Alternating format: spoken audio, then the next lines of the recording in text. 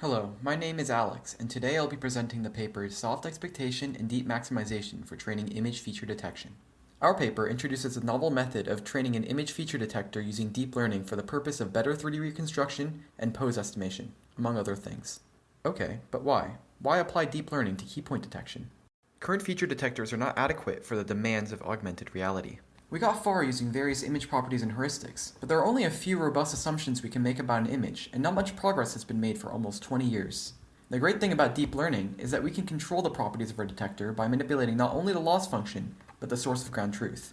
We utilize this freedom to think about image features in terms of their reprojection in 3D space, rather than working solely in image space.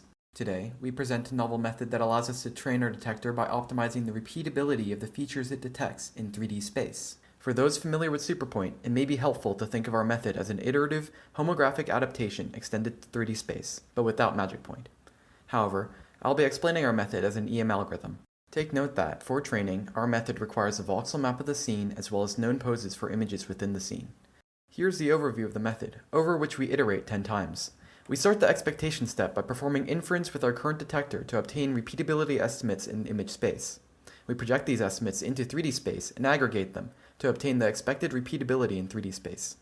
Lastly, we project the expected values back into image space. In the maximization step, we fit the model parameters to maximize the repeatability of the key points it outputs. We do this by thresholding the 2D repeatability maps to obtain a pseudo-ground truth and fit the output of the detector to it. We can see here how the model output and repeatability values change at each step. Here's our results. We achieved state-of-the-art results on H-patches. In 3D reconstruction, we outperform other deep learning methods, but not SIFT. We believe that our method is a powerful tool for training key point detectors, providing new ways to control their characteristics. Thank you for watching. For more details, please read our paper.